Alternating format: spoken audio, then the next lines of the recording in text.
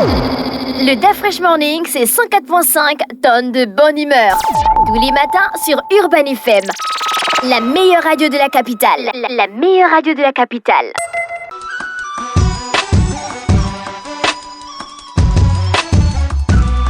Sur les 104.5 Urban FM, on a Jean-Paul. Jean-Paul, bonjour. Bonjour DaFresh. Comment tu vas ce matin? Ça va très bien. Alors, l'actualité internationale nous emmène où? On parle de réseau social, Twitter, et de son propriétaire et dirigeant Elon Musk qui a fait une déclaration surprenante. Hier, il a annoncé qu'il avait l'intention de quitter la tête du réseau social à condition qu'il trouve quelqu'un d'assez fou pour accepter le poste. Alors, il faut savoir que depuis que Elon Musk a racheté Twitter à plus de 44 milliards de dollars, si tu veux, ça, la vie de Twitter et sa vie ne sont pas un long fleuve tranquille. Hein. Tant lui-même et le réseau social font face à de nombreuses turbulences. Alors, des turbulences qui sont en grande partie dues à son management, quoi, en réalité. Parce que dès qu'il est arrivé, Twitter, c'était à peu près 7000 salariés. La première chose qu'il a faite lorsqu'il est arrivé, c'est d'avoir viré la moitié des salariés. Donc ça, c'est quelque chose qui a énormément choqué les Américains et également les utilisateurs du réseau social, qui n'est pas un grand réseau social. Hein. Ce n'est pas l'équivalent de Facebook ou Instagram qui cumule à plus d'1 milliard d'utilisateurs. Twitter, c'est dans le monde environ 400 millions d'utilisateurs. Seulement 17 millions actuellement aux États-Unis. 17 millions, donc c'est très très peu. Et en dépit de ça, si tu veux, les relations entre Elon Musk et non seulement les annonceurs, hein, qui sont la principale source de financement de Twitter, mais aussi avec les gouvernements n'ont cessé de se dégrader. Il faut savoir que déjà les annonceurs, il y avait une guerre larvée depuis quelque temps avec Apple qui avait menacé de retirer Twitter de son magasin d'applications Apple Store. Elon Musk avait très mal vécu la chose. Il avait justement estimé que c'était un mauvais coup, un coup bas de la part de Twitter, d'Apple, pardon.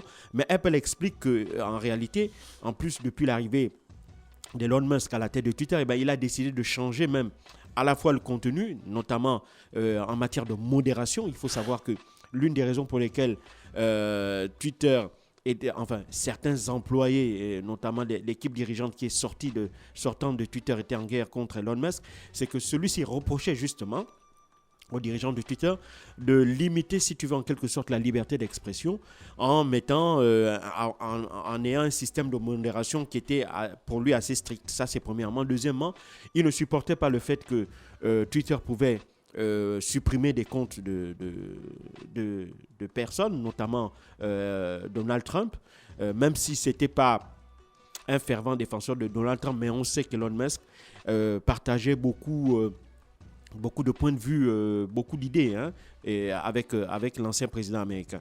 Et donc, lorsqu'il est arrivé, il a rétabli un certain nombre de comptes qui avaient été supprimés et il avait revu, si tu veux, le système de modération dans un premier temps en la maintenant à son niveau le plus bas imaginable, avec ce qui a eu pour conséquence une multiplication de messages ou de tweets à soi à caractère raciste, xénophobe et autres. Lui, il avait dans un premier temps accusé, si tu veux, un certain nombre de groupuscules qui voulaient en fait nuire à l'image du réseau social américain. Mais après, il s'était résolu à revenir en quelque sorte sur sa décision et donc en remettant, si tu veux, le niveau de modération qui existait avant sa prise de pouvoir du réseau social. Et puis à côté, il y a aussi la guerre avec la presse. Il ne faut pas oublier que Elon Musk, il y a quelques semaines, la semaine dernière même, plus exactement, avait décidé de supprimer les comptes des journalistes de CNN, du Washington Post et du New York Times, parce qu'il estimait que ces journaux-là passaient son temps à l'attaquer lui. Et donc ça avait aussi eu un très très mauvais effet, notamment sur l'image du réseau social. Il ne faut pas oublier que depuis que Elon Musk est arrivé à la tête de Twitter, Twitter a perdu en moyenne 33% de sa valeur en bourse, même si elle est cotée aux alentours de 47,5 $. Et donc ça aussi, c'est un très mauvais signal. Une baisse de la valeur boursière du réseau social, une diminution ou un départ des annonceurs ou bien des annonceurs qui sont de moins en moins réticents à rester sur ce réseau social-là, une guerre larvée avec la presse, eh ben, tout ça ne laissait rien présager de bon. Et donc, il y a quelques semaines, Elon Musk avait réalisé un sondage. Et dans ce sondage, il demandait tout simplement aux utilisateurs de Twitter s'ils devaient, oui ou non, rester encore à la tête du réseau social.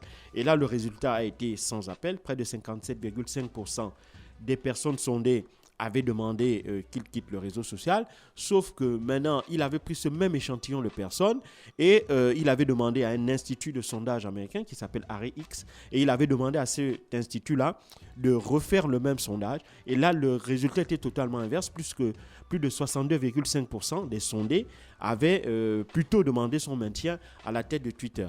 Et donc là, il s'était fendu d'un tweet en disant que c'était la preuve qu'une fois de plus, son réseau social était infesté de bots, ces espèces de logiciels malveillants là qui viennent en quelque sorte truquer, qui ont en quelque sorte truqué le résultat de son sondage. Et bien entendu, par la suite, il avait quelque peu modéré ses propos. Parce que ça aussi, ça avait été très très mal accueilli par les utilisateurs. Sans oublier aussi qu'il avait décidé de revoir en réalité le mode de participation au futur sondage qu'il allait encore organiser, parce qu'il veut, selon lui, il venait avec l'idée que ce ne sont pas les dirigeants du réseau social qui doivent en réalité décider à la place des utilisateurs. Et donc, il avait décidé de multiplier un certain nombre de sondages. Et les premiers sondages qu'il avait justement mis en place concernaient, par exemple, la réactivation du compte de Donald Trump. Mais il faut savoir que jusqu'au dernier sondage relatif à la question de savoir s'il devait continuer à rester à la tête de Twitter, en réalité, les utilisateurs ont toujours répondu favorablement à la manière de penser d'Elon Musk. Et donc ça ne l'avait pas outre mesure dérangé en tant que tel. Et donc il avait sans aucun problème pu mettre ça en pratique. Sauf que là, évidemment, le fait qu'on lui demande, lui, de quitter le réseau social, c'est pas ce à quoi il s'attendait. Et puis il y a un deuxième élément qui, à mon sens, accélère également sa volonté de quitter le réseau social. C'est non seulement l'aspect financier, sur le plan boursier, ce n'est pas bon. Et puis, on constate qu'il est devenu une espèce d'image clivante à la tête même de Twitter. Et ça peut nuire justement au business model de l'entreprise. Mais il y a le deuxième facteur, c'est le facteur Tesla et SpaceX. Il faut savoir que Elon Musk est aussi le dirigeant de Tesla et de SpaceX. Et ces deux entreprises-là, malheureusement, pâtissent des effets collatéraux liés à sa gestion de Twitter. Tant que Elon Musk continuera à occuper le poste de Twitter, eh ben, les actionnaires de Tesla et SpaceX ont comme l'impression qu'il met moins d'énergie maintenant à gérer Tesla et SpaceX. Or, lorsque l'on regarde la taille de ces trois entreprises-là, évidemment, SpaceX, Tesla sont loin au-dessus de Twitter. Et donc, les actionnaires ne comprennent pas pourquoi est-ce que lui, il continue à,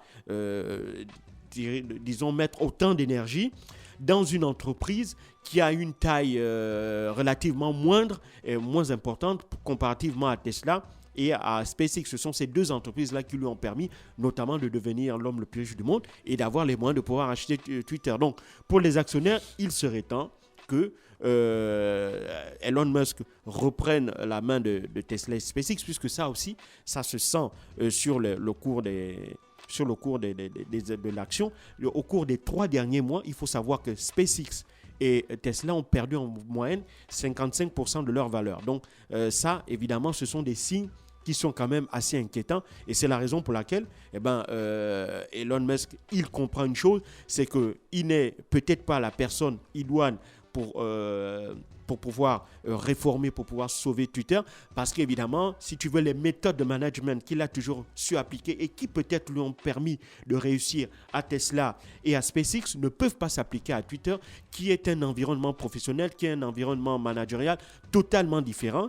Et donc ça, évidemment, il est en train de s'en rendre compte. Et donc, s'il ne voudrait pas que ces 44 milliards de dollars partent en fumée, ce qui serait une très très mauvaise image pour lui, et donc il n'a d'autre solution que de se résoudre à à passer la main à une personnalité qui aura non seulement qui a plus d'expertise en matière de gestion d'une entreprise, en l'occurrence un réseau social premièrement, deuxièmement qui soit moins clivant, aussi bien avec les utilisateurs qu'avec les actionnaires, qu'avec les annonceurs, et surtout qui soit une personnalité qui soit moins exposée sur le plan médiatique. Parce qu'il ne faut pas oublier, Elon Musk s'est toujours comporté comme une véritable rockstar. À chaque fois qu'il sort, il fait toujours des déclarations fracassantes. Ça, c'est un style qui lui a peut-être permis d'être différent des autres grands patrons américains et qui lui a sans doute réussi jusqu'aujourd'hui, parce que pour faire ce qu'il a fait, il faut quand même reconnaître qu'il a énormément de talent.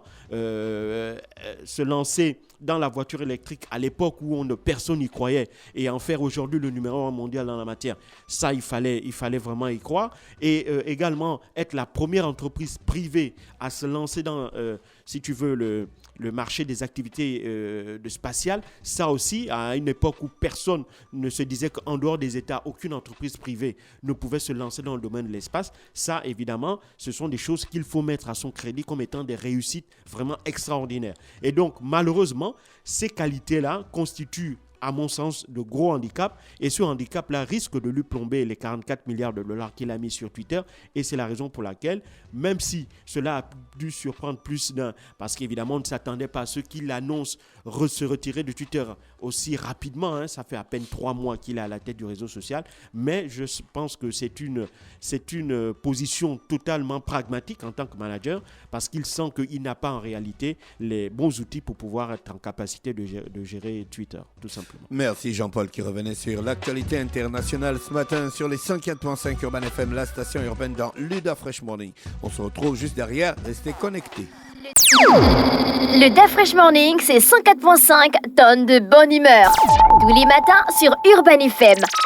La meilleure radio de la capitale. La meilleure radio de la capitale.